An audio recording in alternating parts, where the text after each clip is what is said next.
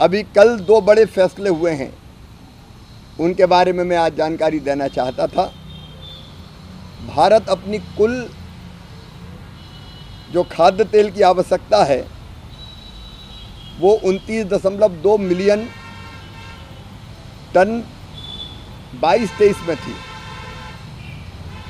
लेकिन हमारे यहाँ जो उत्पादन होता है हमारे ऑयल सीड्स से वो 12.7 बिलियन टन ही खाद्य तेल का उत्पादन हो पाता है, और बाकी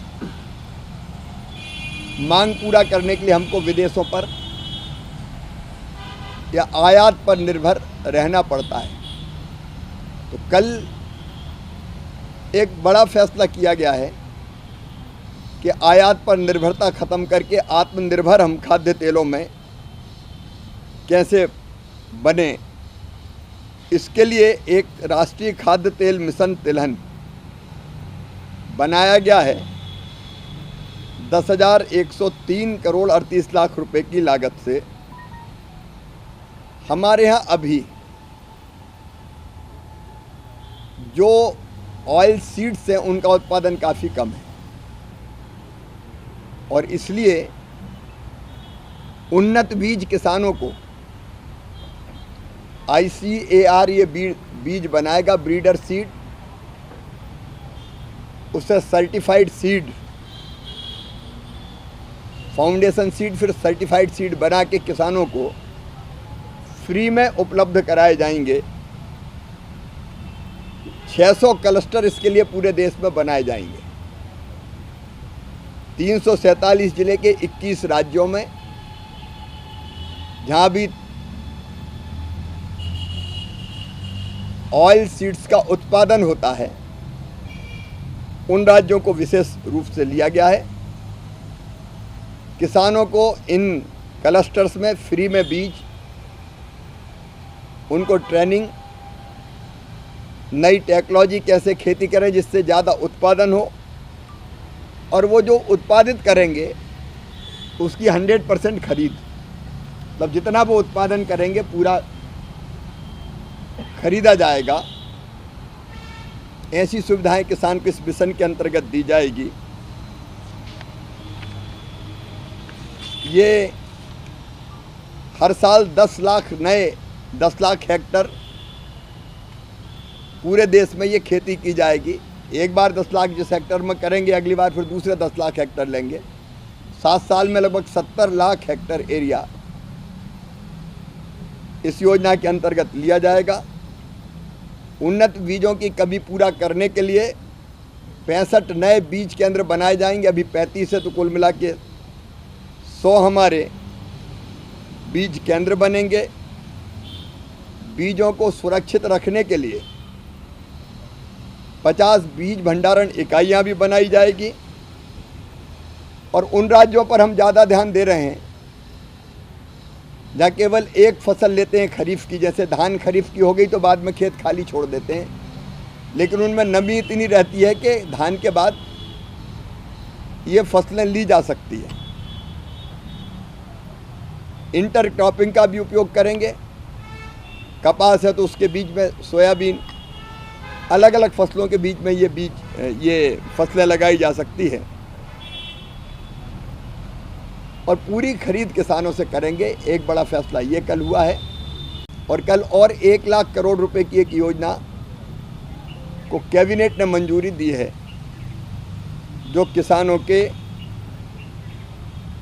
हित में है और हमारे खाद्य सुरक्षा को भी सुरक्षित करेगी। हमने 2 योजनाएं, एक प्रधानमंत्री राष्ट्रीय कृषि विकास योजना और दूसरी कृषि उन्नति योजना, ये 2 योजना बनाई हैं। इन योजनाओं में कुल मिला के 1,01,321 करोड़ 61 लाख रुपया खर्च होंगे।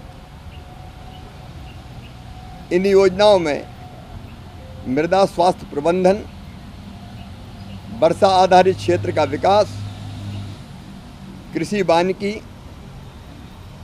परंपरागत कृषि को बढ़ावा देना,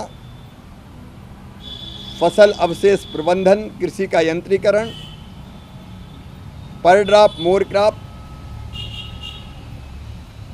क्रॉप डाइवर्सिफिकेशन, फसल विविधीकरण, कृषि के स्टार्टअप्स के लिए निधि, ये सब चीज़ें प्रधानमंत्री राष्ट्रीय कृषि विकास योजना के अंतर्गत और कृषि उन्नति योजना में जो विशेष रूप से खाद्य सुरक्षा सुनिश्चित करेगी देश की, राष्ट्रीय खाद्य सुरक्षा और पोषण मिशन, राष्ट्रीय खाद्य तेल मिशन, अभी एक मैंने जो जिक्र किया राष्ट्रीय खाद्य तेल मिशन तिलहन, वो भी इसी में आएगा। एकीकृत बागवानी विकास मिशन, कृषि विस्तार पर उप मिशन, NER के लिए जैविक मूल्य श्रृंखला विकास मिशन और कृषि विपणन के लिए एकीकृत योजना, डिजिटल कृषि मिशन और कृषि जनगणना, अर्थशास्त्र और सांख्यिकी, इस पर एकीकृत योजनाएं बनेंगी। इन योजनाओं को बहुत लचीला रखा गया है।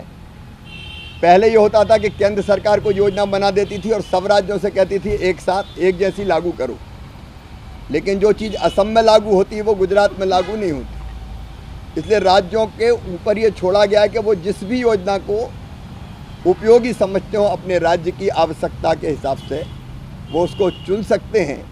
पहले एक योजना का पैसा दूसरी योजना में खर्च नहीं होता था, अब वो चाहें तो ये मना कर सकते हैं कि ये योजना हमें लागू नहीं करनी, इस योजना का पैसा हम केवल इस योजना में लगाएंगे।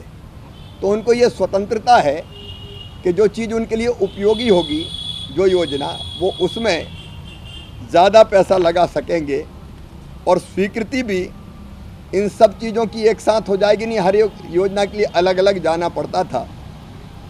इसके कारण दोनों काम होंगे, एक उत्पादन बढ़ेगा, किसानों की आय बढ़ेगी, दूसरे हमारी खाद्य सुरक्षा को हम सुनिश्चित करने का काम करेंगे।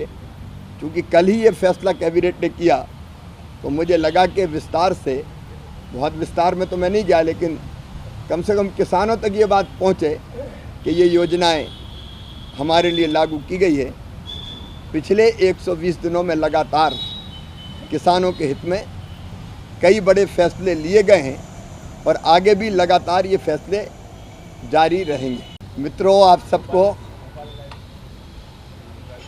नवरात्रि की बहुत बहुत शुभकामनाएं। माता रानी सब पर कृपा और आशीर्वाद की वर्षा करें। पूरा देश इस समय भक्ति के भाव में डूबा है। कल हमारे प्रधानमंत्री नरेंद्र मोदी जी महाराष्ट्र के वाशिम से किसानों के खाते में जो प्रधानमंत्री किसान सम्मान निधि की 6,000 रुपये की राशि डाली जाती है, उसकी 2,000 की किस्त डालने वाले हैं। 20,000 करोड़ रुपए से ज़्यादा कल किसानों के खाते में महाराष्ट्र के वाशिम से पूरे देश के किसानों के खाते में डाले जाएंगे।